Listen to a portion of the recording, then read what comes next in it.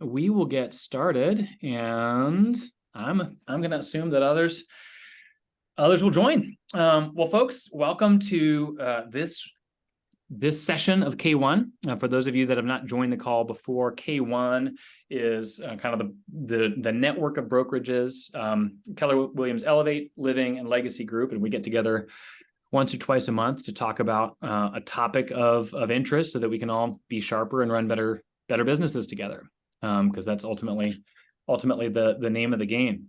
Just a quick PSA before we dive into today's conversation is that our next one on September 26th, so 19 days from today, is going to be in person. So we're typically on Zoom. Our next one is going to be in person at American Title Solutions in Fair Lawn, kind of a central location, where Scott Simon, who's an author of a book called Scare Your Soul, is going to come and speak to us for an hour. And then we're going to do a top agent panel, basically about kind of facing adversity and what it looks like to persevere through adversity, which is kind of be a little bit of a theme of sorts in today's conversation. Carlann has said, can everyone hear the conversation? Amy Guthrie, I can see you. Can you hear us okay? You can give me a thumbs up. Okay, cool. Carlann, the answer is yes. You may need to turn volume up. So PSA on that, if you want information, you should be getting more emails about it, but it is on September 26th in the morning at American Title Solutions in Fair Lawn. All right, so we got some I would say extra special guests today, and so extra special that I'm like, man, Mark, how has it been 3 years before you've had the Porters on a call? So I'll do a brief introduction, but then I'll let you guys jump in. Terri Porter has been doing real estate since I was in grade school, in many forms and fashions, and has grown and thrived through a variety of market cycles. Sharp businesswoman, but I know her more as a caring mother-in-law, family figure. Reese is my brother-in-law, is the reason that I'm in real estate, is my KW sponsor. Yes. It was years ago that I was considering whether higher education was where I needed to stay, and Reese said, I don't know what the future holds, Marks, but I think you should consider real estate. And did a KPA on me, gave me the Millionaire Real Estate Agent book, and I owe a lot to this family, but you in particular, Reese, for what you've done for me. They run a team currently of 10. They've been in 3 different cities. They currently operate in 2 different cities. And the scope that I want to give to today's conversation is, I think a lot of us in this business, A, we've only been at it for a little bit of time, and B, we feel as though success has to be linear. I do this, and then I do this, and then I do this, and then I have to stay the same course. But we all know that in reality, we can be whack-a-mole. What about this? What about that? Let me try that. I'm going to abandon this lead source. I'm going to fire this person. Like our paths are far more like this than they are like this. And as I've had a lens on the Porter Group's growth over the last several years, it's not linear. We try new things. We experiment. We experiment in different markets. We try different team structures, and so I'm excited for those of you who are newer, but also those that have been at it for a while to feel not crazy for the journey not being as linear as sometimes we think it is. Reese, Terri, I've talked too much. Tell us a little bit about who you are personally. Reese, you want me to start? Yeah, why don't you start, Terri? You've got okay. Start from the beginning. Start from the beginning. Okay. Yeah. It was a dark and stormy night, and so back in the late 1990s, we were homeschooling all of our kids, and we went on a long 2-week trip in the middle of nowhere, Idaho, and you just make all kinds of crazy decisions when you're on 2 weeks in the middle of Idaho. And I decided, hey, we're going to put the kids in school and I'm going to get a job. And I was in an area that couldn't have been riper for real estate. We're in, and still are, in a town that's on the edge of Memphis. The growth heads this way, and it was booming. And so I got my real estate license in 1996. Went with a little boutique company that was in our town. Did really well there under some great mentorship, and then decided that I needed to have a national company, and because everybody thought I just did real estate in one little teeny area because I was in that little boutique company. And so I went to Century 21 for about a cup of coffee and determined that I knew I didn't want to be there, and went to Remax, stayed there for about 9 years, and that was a good run, and I liked Remax. And then Keller Williams came to Memphis. And so I kind of knew Keller from Texas, but I just waited for about a year, made sure that they were, the Keller model here, and that kind of thing. And then joined Keller, and Jay and I were actually investors in that office that was here. And so we were really, really involved, and did that until I don't know, since COVID. I can't remember all the dates exactly right, but I think 2019, Reese, we I started think it was 2020 when in January. I think 2020 we decided, in 2021 we became our own brokerage. Okay. So we got all our numbers dialed in. So all the dates are just the last 4 or 5 years. So that's kind of and when I started my business, I was totally new construction. We were a small town that had a lot of custom builders. No big builders, national builders were in our town. And so I ended up, for the first, probably close to 10 years of my business, 8 to 10 years, until, the financial debacle in 2008, working with about 5 local builders who built a lot of customs. And so I did all that. And then the, the financial debacle happened, and then I turned the business into existing, because new construction was no more. And so that was I was in denial for about 6 months, and then I decided, all right, it's not coming back. And so turned that and reorged the business to do that. So, and from there, it's just been residential real estate all the way. Just easy linear growth since then. I should have noted before in my intro that these folks are not from Ohio, in case that wasn't already evident. And were you saying about a cup of coffee, Terry? I'm like, I feel like every time I'm talking about the Reese, there's some new phrase. I'm like, I've never heard it put that way before, but I know what you mean. Right. Yeah. But there have been a lot of ups and downs, to your point, Mark. But I really feel like if you think about our business, it's kind of like a corkscrew. There's ups and downs, but we just keep moving forward. Yeah. It's not like, I don't feel like it's forward and back as much as it's like, okay, we see these things and we might, dive off in different directions or pivot, on something, but it's more like we continue to move forward. It feels like, so. Yes. Yeah. I'd say there's 2 different types of ups and downs. There's ups and downs that you inflict on yourself because you're, distracted or chasing something, or think you should grow a certain way because everybody else is doing it. And then there's ups and downs that are just the market, right? Interest rates go up. All of a sudden, half your buyers can't afford what they think they should. I mean, everybody knows the market ups and downs, but we've had plenty of both of those for sure. Yeah. No question. Terri, let's kind of hang out in the earlier part of your journey for a little bit. KW kind of like popularized teams, I would say, in my understanding of kind of a history of modern real estate. Right. But you were productive before you went to KW.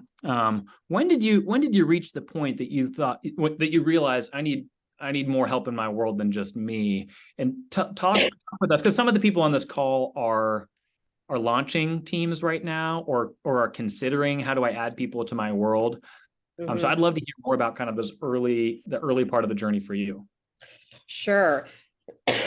Well, excuse me. I'm sorry, getting over a cold. When I left Remax and I went to KW, that I was busy, really had a great business and everything was going really well and stretched to the max, and was at that time looking at hiring. My first hire was going to be an admin. And I did that, went through a few before I figured out what I needed as far as an admin was concerned. And then honestly, in 2011, 2011, we went to family reunion. Mhm. And at that time, when you flew out of Memphis, it was, I can't remember where it was. No telling. I feel like it was in Las Vegas. But anyway, when you flew out of Memphis, it was Where it is this next year. Yeah, is it? So we would drive to Little Rock, which is about a 2.5 hour drive, and then fly. So we went to a family reunion as a group of us from our office who had all been struggling with there weren't enough hours in the day, and we were wearing 16 hats, and we were all tired, and these kind of things. And we get there, and Gary is just, teams, woohoo, teams, And so we flew back and we drove 2.5 hours from Little Rock to Memphis. And all of a sudden, we're going to form teams. We just made the decision. So another agent and I reached out to some Keller people that we knew that were in some of Gary's masterminds and asked them, we said, hey, who would you recommend that we go and see and talk to about teams? And they recommended Linda Alexander in Portland, Oregon. And so another agent and I jumped on a plane and went and spent a week in Portland. And we mirrored 3 different teams that were in her market center because she had been given sort of the, go ahead to try these different things, out of the mastermind. She was trying them with her, agents. And so it was really good to go there and just kind of pick their brains about what they were doing and what they had done and that kind of thing. And so that was a good week, and came back and then started talking through everything that we had seen with other agents that we felt like, or that I felt like, oh, these agents are great agents and we'll work well together. Fast forward, a few years when Reese came on board. And basically all I had was like a referral business with these other agents. I hadn't really developed a good team. I hadn't stepped back and taken the time to really flesh out our organization and that kind of thing. So then Reese came on board and that all changed. Terri, you sure that was 2011? Because I feel like at that time, Ken and anyway, Kathy were both on the team for a couple of years. When I came on no, because it was 2010. My husband, Jason, yeah, that's right. Yeah, he in 2010 he was downsized out of a job, and then I just said, "Hey, get your real estate license and come on." And it was kind of like, "Oh, yay! Well, we'll just be a team, family team, and that kind of thing." And then some other agents. To your point, Reese, Yeah. Well, we had been hearing from Gary for a little bit, and then, but when we got to family reunion that year, in 2011, that's when we were like, yeah, we're going to move forward with this. Well, just a takeaway for me there, for those that are listening, I think we live in a, I want it now sort of society. Oh, I've got an idea, I just need to go do it. And Terri, to your credit, I've got an idea, I'm thinking about this, I'm going to hop on a plane and I'm going to learn from someone that's doing it at a high level. I think KW, we say we're a models and systems company. Why reinvent a wheel when there's someone that's already out there that's doing something similar or that's one click further?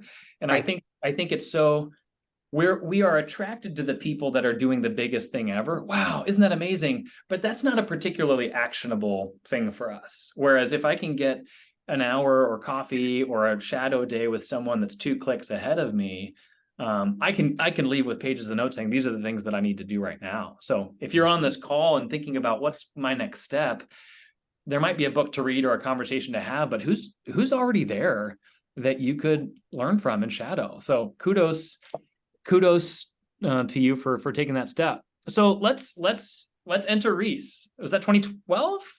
No. So that was, Terri had a team for what, 4 or 5 years. You came in 2015. Yeah, it was early 2015. I joined the company. And my background was, while Terry got her license in the late 90s, I was like 8 when she got her license, and so for 15 years, I rode around the shotgun of a Lexus, listening to contracts being negotiated, and went to college, got a math degree, married Mark's lovely sister, whom I love very much. We moved to St. Louis. We bought our first house in St. Louis in 2014. And during that process, I realized it was an experienced agent who I'm still friends with today. And I realized in that process, oh, I know more about real estate than this agent does. Maybe not the Missouri contract, but I've seen enough happen. Because I was riding around with Terry, I was working for contractors. I was probably working for her by the time I was 14, doing all kinds of stuff in the new builds and cleaning out, resale residential houses and all that stuff or whatever, and just hearing closing issues and contract issues and repair issues all the time. So anyway, we moved to St. Louis 2012. And I spent about 3 years in sales and decided if I'm going to be in sales, I probably should get into real estate because it's going to come natural or more natural to me. And then that's when I kind of reached out to Terry and asked her, how should I plan for this? How much money should I save up? What should I expect for an income, that kind of thing. And through that process, probably a year and a half, for the first 6 months, Terry was like, don't do it. Don't get into real estate. She didn't want to be to blame for me getting into real estate and not liking it or something. So, can I press a pin on that for a second? Yeah. So Terry, I love that, and there was someone else in my world that was doing a similar thing that I have found to be helpful a few years in now. Tell me why you told Reese not to do it. Well, there were a lot of levels to that. One was, sometimes it's an easy thing to do something that you kind of grew up with, but it's like he didn't see the whole picture, of real estate. He had seen a lot of it, but not the whole picture. And I thought, oh, I don't know, I don't know if he really would love this or not. And I knew that, what I had done through real estate coming up before we developed a team, before I set boundaries for myself, was work from can to can't, and do all those things. And I didn't want him to fall into that mold either. I don't know, you sort of jump back and all these things that you did, and you're like, oh no, I'm going to save him from that, Yeah. I don't want him doing that. That's my baby, And so, but then I think I gave you the Millionaire Real Estate Agent and something else to read, or maybe you had already read them. Yeah. And I said, hey, do this, and then let's talk about it, And then finally he said, look, I'm going to do it with you or without you. So what do you want? And I said, yeah, because I think we had talked about the team a little bit, and that was right around the time expansion was just being talked about. I mean, maybe yeah. I went to family reunion with Terry in February 2014, came back and put in my 2 weeks notice at my job, got licensed in 3 days, and it was like, let's go. But that was maybe the first family reunion where expansion was really talked about extensively. We went to ESO really fast. But anyway, during that time, whenever I was thinking about it, that thought had come up. And then I had reached out to Russ Knowlton, who I know was the team lead here in St. Louis. Great guy. I think he works in Denver as well now. He does. And I had already set up a meeting with him. And I think I called Terry and said, hey, I'm meeting with the team leader. She's like, no, you're not until I talk to you and we get I'm going to sponsor you. And then all of a sudden she learned all the benefits of it. Yeah. And from there, the way that I entered, to be brief about it, I mean, there was a lot of stuff happening, but we kind of launched the Porter team at the time, is what it was called, in St. Louis. And it took, I don't know, 3 or 4 months, Terry, for me to kind of tell her, this is not a business worth launching here. It's taking me more work to be a part of this than it is for, the benefit for me. So by the end of 2015, probably 3/4 of the way through, we decided that Terry would pay me a salary. I would spend the next 9 months to a year in Memphis and help her reorganize her business so that we could launch St. Louis. We spent about a year doing that. We launched St. Louis, and then about a year later, or 2 years, 2 or 3 years later, after that process, hiring, developing an ops team, that kind of stuff, is when we decided to launch Denver. And then that Denver shut down last year. Mhm. Yeah, so there's been it's been interesting. Like St. Louis for us has been kind of icing on the cake because as I operate as the CFO, director of operations, that kind of stuff. A lot of the business I was getting was through my database, and we were just, hey, if business falls in our lap, we'll take it here in St. Louis. I slowly started adding agents who just wanted to be a part of what we were doing, and it's really just been like the last year that we've started to really put some focus back on St. Louis again. Up until then, Memphis being our hub and Denver being kind of the new branch was kind of the focus.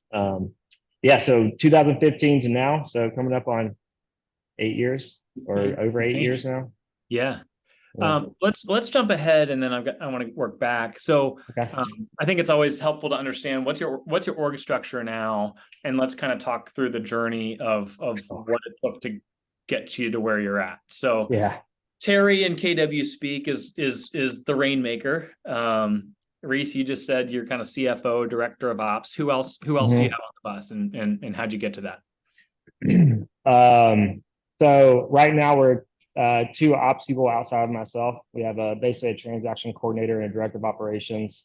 We have one of our agents in Memphis is currently rethinking and doing the listing coordination role a little bit, so that we can hire to that soon.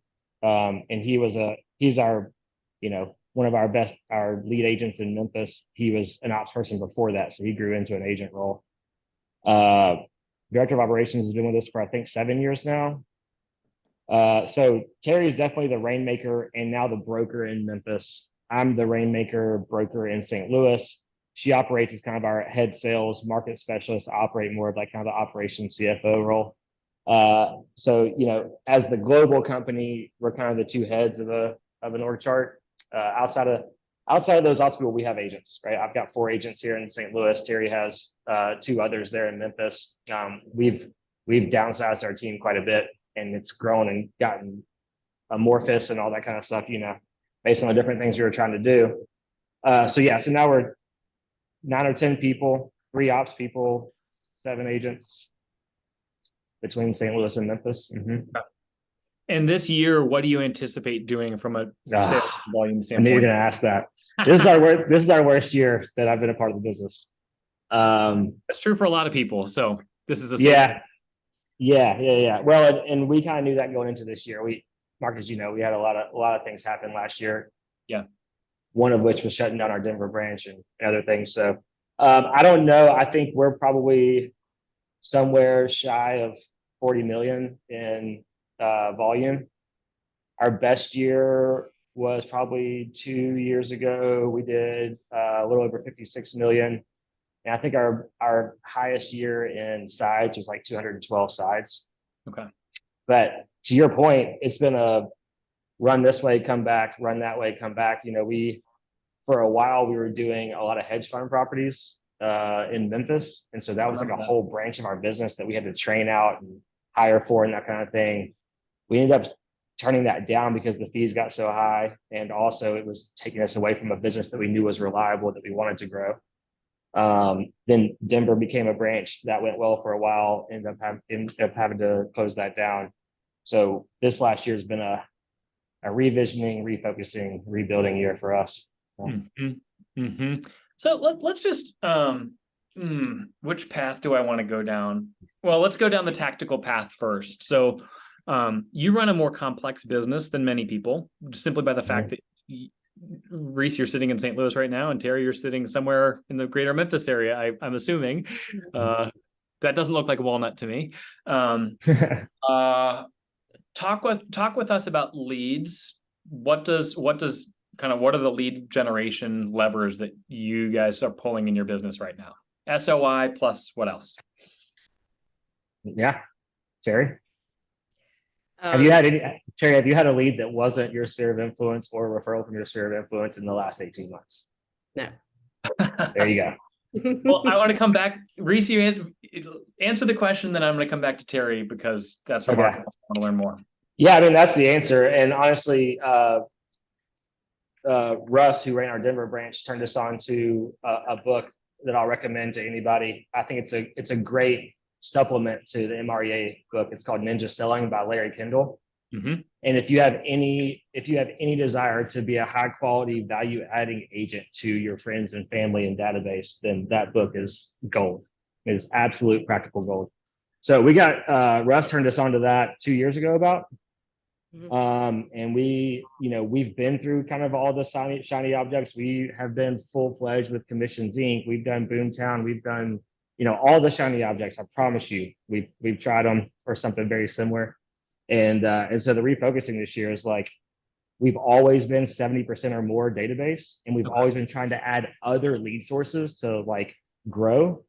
And I think we're realizing they're like, oh no, we're database people and we're really good at it. So let's just double down there. And I think we're seeing it's hard to tell in this last year since we started this because of just the market shift and up and down. But like, I think we're seeing health in ourselves and our agents, kind of with the focus and the simplicity. And I think that our numbers, everything being the same, would be growing at the same time. So yeah. So I've been really right now, outside of a few open houses and sign calls. Okay. It is database. But you're not doing a big spend on Zillow or farming or things like that. The most expensive thing we do that's digital marketing is we pay for a MailChimp account to send newsletters. Was it $10 a month? I think it's $24 a month. Yeah. Okay. And like we pay, some creative guys to put together good looking blog posts and to help us with those emails and stuff like that. But I mean, we're probably to hit 3,000 people a month. We're probably spending $400 a month on digital stuff. I mean, not a single. Are those 3,000 people your SOI, your database? You're not pulling lists from anywhere. No, yeah, that's between Memphis and St. Louis. And it's kind of interesting. Memphis has got such an older, more seasoned database. There's a lot of people in that database. St. Louis, I've been here for 8 years. And Mark, the girls that I work with are all very community driven people. We've got like 170 families in our database. And Memphis and us will typically have a similar number of engagements. So like we do events and stuff like that. So it's interesting to see that. But yeah, between the two cities, probably somewhere around 3,000 as far as newsletters go. So let's just go deeper on that a minute. Oftentimes people who run database-driven businesses, and for those that are from legacy, think of Marcy Klee. She's been licensed for 47 years. She runs a totally database-driven business. And she's a fantastic person. Like, to know Marcy is to love her. Everyone knows her. She's great. That is unhelpful for someone who's new and not Marcy. So similarly, Terri, you might be the Marcy of Memphis in some ways. Like, to know you is to love you. You're fantastic. But tell me something that Aaron Roby, who I can see on here, could seek to replicate and influence in his business, because he's actually a terrible person. Terri, do you want to answer that one? I have a thought, but go ahead with your thought, and then I'll dive in. Yeah, Mark, I was thinking about this because you sent some thoughts over earlier, and I was thinking about just lead generation and shiny objects and that kind of thing. I think I think self-awareness is a really big thing when it comes to lead generation. I was at a family reunion one year, and I think it was Steve Schluter, who some of you might have heard or taken a class from, was talking about the different, lead generation levers you can pull, open houses, all that kind of stuff. And he gave the example of a guy who was like really awkward in public, didn't like talking, meeting and greeting people, was older, wasn't going to be super big on like digital stuff, whatever. And his whole lead generation strategy was to write handwritten letters, not postcards, like letters to his database, and had one of the better businesses in his office, right? And that's where I think Terri and I are learning a lot right now, is that like, for yourself, if first of all, are you a database type person, right? Are you the kind of person who, like, if you weren't working, you're going to be at the soccer practice talking to other parents? You know what I mean? Like, or are you going to be like, I hate going to this stuff, right? Yeah. Or would you rather sit in a room and make 500 phone calls to leads that come from the internet? Because that's a real viable business plan, and where you're going to get energy from. And I think what we've learned over the years is that if, with the shiny objects, especially with lead generation, if you're not excited about the process of following up on those leads, doing that business, then don't spend any money on it because you're not going to do it. You know, you're going to find some other way to be busy. That being said, if you're that type of person, and I think Terri could probably attest to this because I think she went through it. But knowing what I know now, I would much rather be at a soccer practice or an open house and be talking to people than be calling internet leads or something like that. And so, you know, if I didn't have a big database right now, which I really don't, but if I didn't have a good database that was referring deals to us and I wanted a database business, you know, one of the things I think about a lot is like the best way to add somebody to your database is to make them a past client because they're trusted, they know you as a business person and they've worked with you before and they'll probably give you a referral. And, you know, if you're a people person and you're a database type person, then I would sit on an open house as often as I possibly could and just get in front of people. And like, I think the benefit of that is open houses are so low risk. You can make an absolute fool of yourself in front of somebody and never see them again, right? Yeah. And you'll learn which scripts you need. You'll learn which data points you need to be aware of and how, like, if you're curious and you want to grow and you want to run a business, like you'll learn what it is that you need to do that open house. Well, you don't need to learn 50 scripts to go into an open house. You probably need like one, you know, It's like, are you working with an agent? There's your first script. Like, you know, so that's what I would say. If you're a database type person, then find a way to get in front of people in a real estate manner. And that might be open houses. It might be, you know, broker tours, whatever. I don't know. But Terri, what would you say to that? Yeah, I mean, I totally agree with what you're saying. And I think that it took me a long time to get to the party with the database business because I didn't really, to be honest with you, Mark, kind of put it all together that I would be a realtor as I went. Like it's as you go that you become a realtor and that you build that database because it's so relational. And I separated my life, you know, into, okay, I'm a realtor now. Okay, now I'm the mom. I'm at the ball fields. I'm doing this. And there was a long time that I did not put all that really together, you know, because I would go to work. I'm one of those people, I really need to go to the office. I can't, I don't work well at home, you know, so I'm not at the office now though, because there's meetings going on. So there you go. But I get up every morning and I would get in the office and I would, you know, just start my work, you know, by making my calls and doing my stuff.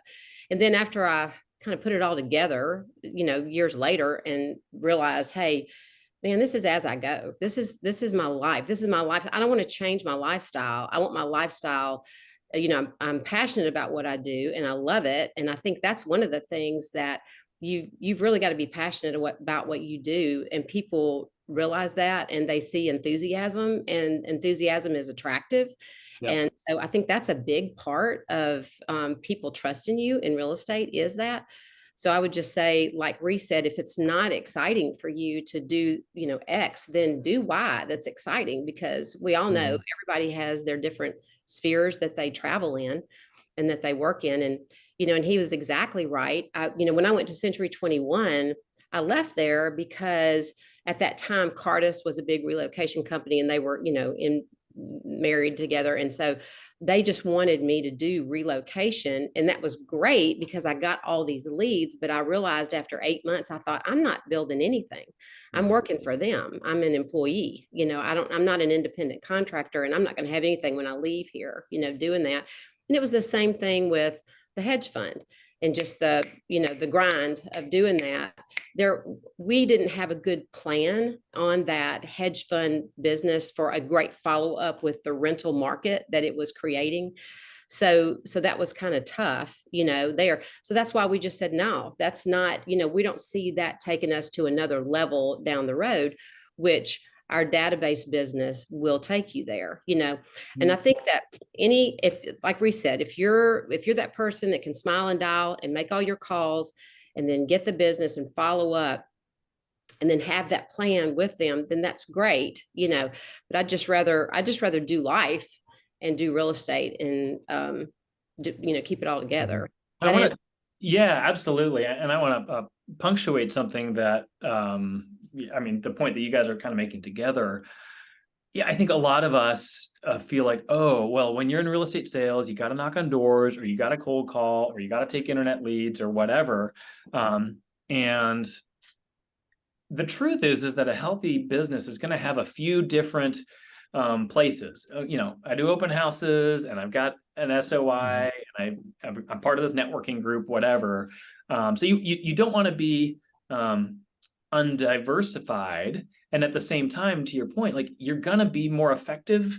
You're not going to as likely to burn out, and you're going to have more fun in the business if you're doing something that's in your natural path of enjoyment and skill, with the note that every source is going to have its version of repetitious boredom. Even a database driven business, it's like writing a letter like that guy did, is like, oh, that's touching.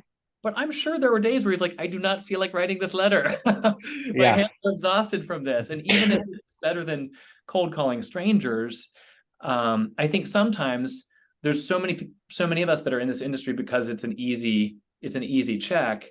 And no, every version of lead generation is going to have its suck. And Jeff Glover will say that you fall in love with the repetitious boredom of the lanes that you're working in, and I just think that's crucial. You guys have clearly done that over time. Man, Jeff Glover, the perfect example of somebody who's not database, right? Like, or at least didn't start out that way. He was for sale by owners. He's become much more that way, but you're right. Right. Yeah. But he spent 8 years doing nothing but calling for sale by owners, and was the best in the world at it for a couple of years, and maybe still is.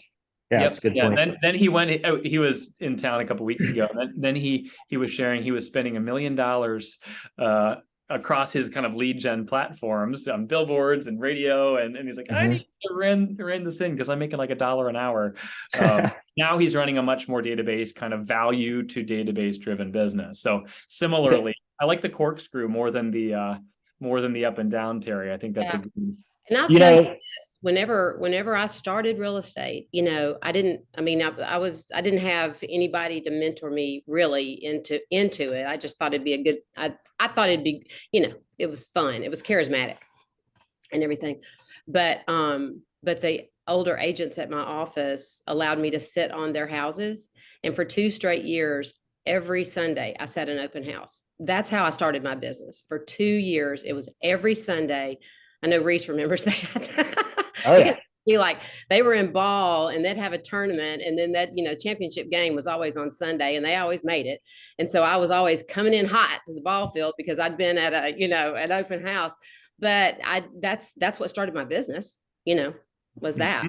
Mary Hopi just commented she loves open houses. Mary, you've been crushing it at those, and I think that can feel like, oh, it's an old-fashioned way of doing things. And there was a year or two where it's like open houses aren't really happening because of COVID and how fast homes are selling. But they're in our market, they're back right now. And not that you have to do those, but find what works and stick to it.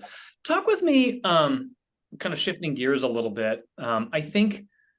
Mark, can I say something to that about database business real quick? Yep, please. I think something that I've realized over the years too is, Glover, for instance, starting out with for sale by owners, eventually getting to a database driven business, it's cost effective once you have it, right? It's a lot easier to have leads and to have relationships. It's more cost effective to have relationships than it is to buy leads all the time. But there's 1,000 ways to feed your database, right? To bring people into your database. You can do it through leads, past clients, you can do open houses, you can do events, you can do all kinds of stuff. I think the important thing with a database business is that you have some sort of system to keep them from falling out the back door. Because I think a lot of people, for sell by owners, internet leads, that kind of thing, they do the deal and then they leave that person, they're abandoned. Well, that's a past client that hopefully had a good experience with you. If you can stay in touch with them, you're growing your database every day of the week by doing business. And I think in addition to that, the thing that I realized about database business is that there's a momentum with database business as you're creating a community, and it happens at different levels depending on how big your database is and how big your team is and that kind of thing. But there's a momentum that happens there naturally once you get some movement that doesn't really happen as much in just churn and burn, other types of lead generation business. I think you stop going to open houses, you're not going to get any more leads, right? What's your favorite touch to your database? Is it an event? Is it a mailing? Is it a particular type of call, gift? What do you guys love to do? Terry, what's yours? Both cracked a silly smile when I asked that question. Well, I wasn't a big event person. And then a couple of years ago, Reese said, well, it's because you never really did them well. So there you go, They suck, Mom. Yeah. And so, in Memphis, we have 3 events a year. We do a movie. Okay, so we rent out the movie theater and we invite our database to the movie in the spring whenever the movies hit in like May. We pick a really good one, and then we have a big food drive here for the Memphis Food Bank. And everybody loves to give, and that's just such a great, good feeling event that's benefiting that. And then we have a big party at the end of the year, and so Reese and Monica, who's in St. Louis as well, they have gotten that event just down, and we have wonderful. Let me hang on. They do. She's so proud of me. We mail invitations, and we have Yeah. cool looking invitations that we send out, and we send out a save the date and just have a lot around it. And after you do that every year and you have it at a wonderful place, it is so fun. I love that because everybody loves to come. You get to see everybody. Last year, I had people call me and say, "Hey, can I bring so-and-so? Because I would really love for you to meet them." I'm like, "Yeah, bring them," And it was so cool to meet those people in that environment with all the people that know you and love you and trust you. There's no better way to get in front of somebody and have them be comfortable with you than to bring them into your family like that, So it was great. Those events are wonderful. So What tips? Yeah. Go ahead, Go Reese. ahead. No, you go ahead. Okay. I was going to ask, so some people on here are teams that operate close to the scale that you guys are, and then some are solo, and I think sometimes a solo agent can hear that like, "Oh, that's cool. You have an ops team. That's great. That you can do that." So what advice would you have for someone that's not in a position to operate at the scale that you're at as it relates to value to their database or maybe events? Yeah. I would say a couple of things. One, I think Terry was kind of alluding to this, like if you're going to do an event, make it worth their time. Don't try to get somebody to come show up to an event they don't want to come to. All you're doing is burning relational fuel there and causing the next conversation you have with them to be harder. So, and that I think your point, Mark, is very good. Like we have a budget for that. We're a team. We're in 2 different cities. Honestly, we take everything that we were spending on digital ads and put it towards those events. And probably to be real candid, it costs us about $7,000 per city for our end of the year big event. And that's like food, heavy hors d'oeuvres, open bar, come hang out, And I think we had 180 people at our last one of a database of like 150 families. So people enjoy it, But if you can't do that, as far as like favorite database touches, I would say as it goes to events, like I have a friend who had a really good philosophy on gift giving. He's like, never give a gift that always give a gift where whatever your budget is, you can buy the best version of that gift, right? So if you have a $20 budget for a gift, like buy them a pair of socks. You can buy them the coolest pair of socks you've ever had. Don't try to buy them a $20 tablet, And I would say the same thing with events. Like make it small and intentional if it needs to be small and intentional, but make it the best version of that you can. And maybe it's just like one of our events in St. Louis is that we rent out the pavilion for $150 next to the farmer's market on the Saturday towards the end of school year. So like sometime in May. So like all the energy and all the vibe that needs to be at the party is already there for the farmer's market. We have the pavilion right next door and we bring coffee and we say, "Hey, come say hey to us. We'll give you a cup of coffee. We're going to do a drawing for a free, picnic wagon." And then, we have 120 people show up to that and then go hang out in the farmer's market. So piggyback on something else that's already happening if you can. If you've only got 10 people that are going to show up, go to something like a farmer's market or a food truck Friday or yoga in the park and try to just get a little community started, Secondly, if you don't have the wherewithal to plan an event and all that, because it does take some time and details and thought and energy and communication to your database, I would say the second most beneficial touch, and this is one that we're trying to crank up more often, is a concept we call it that Larry Kendall in that book, Ninja Selling, calls the annual review. And he basically speaks about the fact that everybody in your database should have a file. You should have, their MLS data on their house, know where they live, know what it's worth, know how many bedrooms there are. You should know how many kids they have. Are they in a good school district? Do they need to be moving to a new school district soon? Are they going through a divorce? Are they getting a new job? Is their job shrinking? Is their work shrinking? Is their work growing? Like, these are things that if you're really in touch with their database, you're going to know. And then once a year, doing an annual review with them and approaching them. And really what it looks like is just calling them and saying, hey, listen, for our friends, clients, past clients, we like to make sure that they're taken care of on their real estate needs. I have a file for you and it has comps, valuations of your property. And if you'd like, I can come present it to you and we can talk about like what you want to accomplish in real estate this year.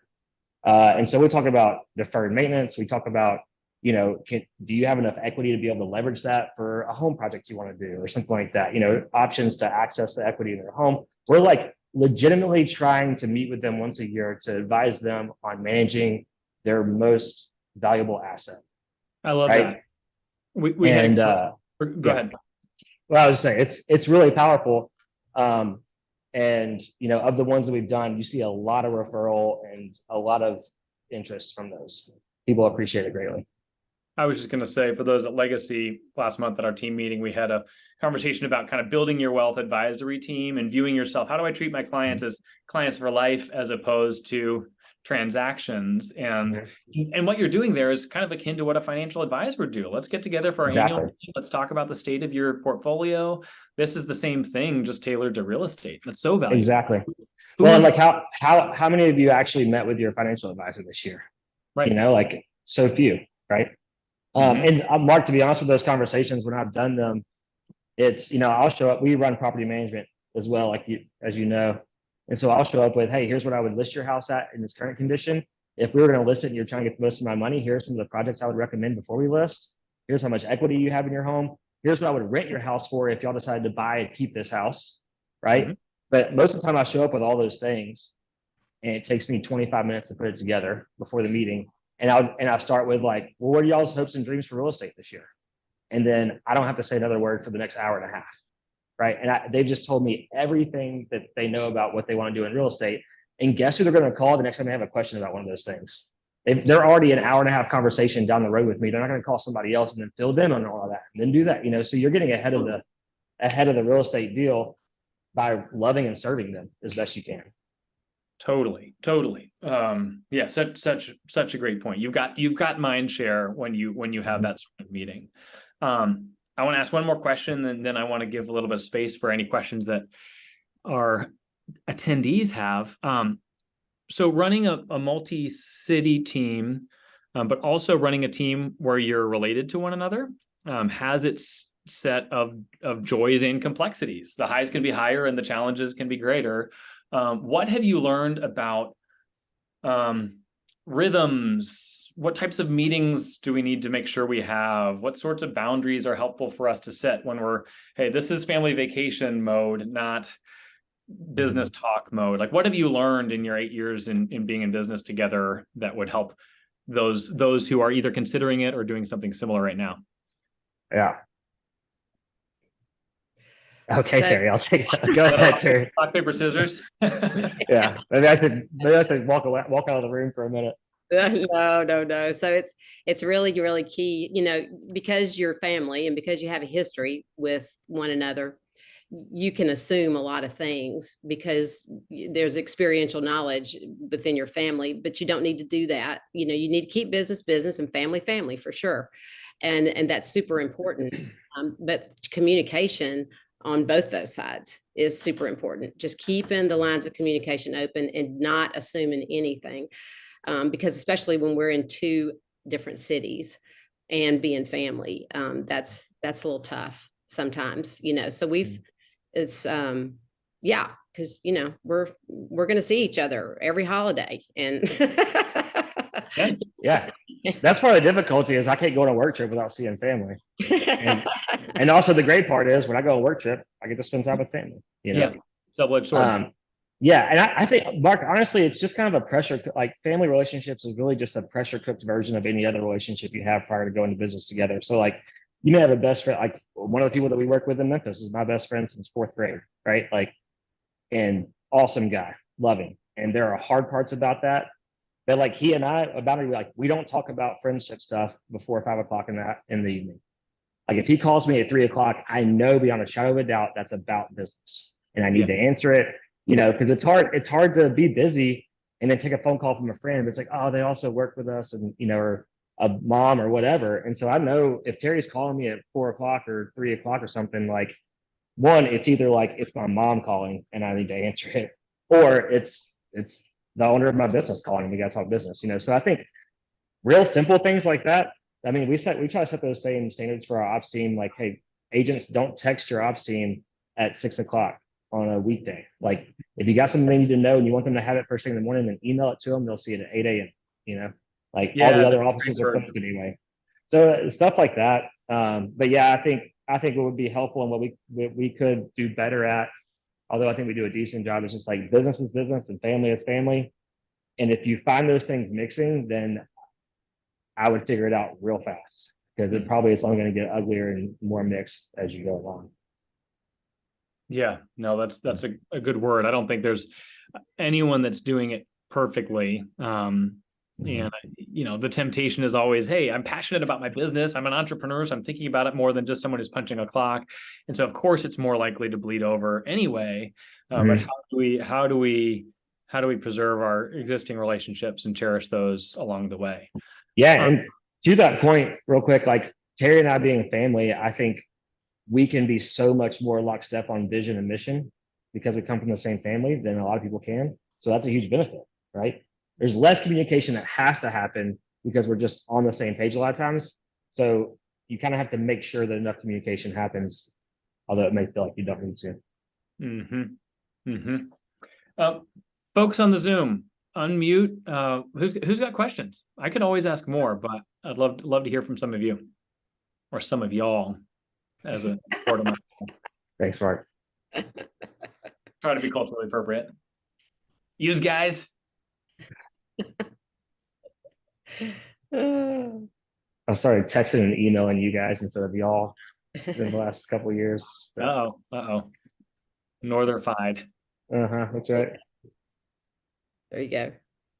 Don't all jump at once. I can call on someone, but people have their videos off these days, so it's hard to know. It's hard to know. Yeah. I'll say one of the, can I say something while people are waiting? Please. I think we found out over the course of the years of us developing teams that we don't all want to wear a lot of hats, but we want high capacity people. And that's our culture, kind of, to have high capacity people. So we stay smaller and tighter, and the smaller your team, not being huge for us, has worked out really well because the communication is easier amongst a smaller group of people. When I was at Keller Williams, I was the broker there in the Germantown, Tennessee office for 3 years, and I had 89 agents. And it was a real learning experience, and kind of told me what it was like. It was great, because I saw things that I would never have seen had I not done that.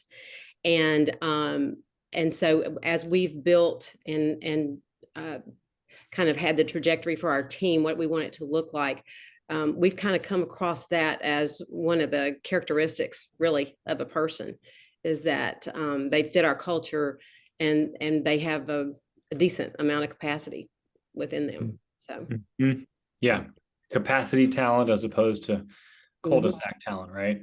Yeah. So crucial, particularly in a downshifted market where you need to make sure you're getting the most out of every seat on the bus. More is not always more at any time, but particularly in a downshifted market, I need to have confidence that everyone's pulling their weight. And I think a lot of businesses got fat in 20 and 21 that are like having to look in the mirror and say, does this work? I'm over invested right now. I think we all saw that, and it was easy. It was an easy thing to do for a lot of people. And if you didn't have, if you didn't have a focus and a vision about where you were going and where you wanted to stay, then it was easy to just, yeah. So. Yeah, no question.